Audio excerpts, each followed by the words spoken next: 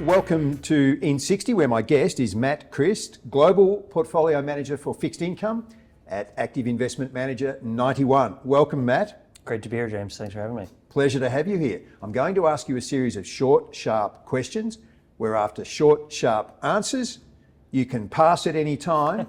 Your time starts now. Matt, for climate impact, what's the best verb? Divest, engage, or exclude? Look, if you want portfolio decarbonization, you can divest and you can exclude. If you want to have real-world impacts, getting towards net zero, it's engagement. Within fixed income, what will be the best performing sector over the rest of 2023? Sovereigns, agencies, credit, municipal, asset-backed, or loans? I think the loan market right now is super interesting. Rate volatility has pushed a lot of really compelling borrowers into the private loan market. So you can capture illiquidity premium and illiquidity spread and put downside protection in there as well from stated collateral. So I think the loan market's compelling. Are you born a bond person or do you become one? Look, I think a bond person is a little bit of a glass half empty type of person, focused on the downside, focused on protecting capital. So I think there is something to be said for, it's something you're born with.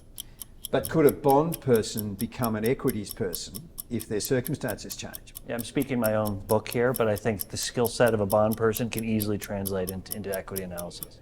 Does pineapple belong on a pizza? If you're on the beach in Hawaii, otherwise it's sacrilege. Why should fixed income investors care about private credit? The risk-adjusted returns are really compelling. There's asymmetry when you have downside protection and upside from better spreads to relative public bonds. What's the best investment you've ever made personally?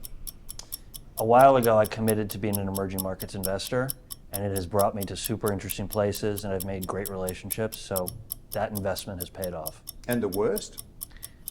Early in my life, I made some really bad commodity trades, and I think you can learn pretty quickly that commodity prices can be in a trough for longer than you expect and can go lower than you expect. What's the biggest red flag when assessing an investment in your emerging markets world and generally? Yeah, so in my emerging markets world, whenever the locals are not buying something, it's really a good sign that you should stay away. So sitting in New York and London or in Hong Kong, things might look cheap, but if the locals aren't investing or the locals are bearish on a given market, it's usually a good sign that you should stay away. Beatles or Rolling Stones?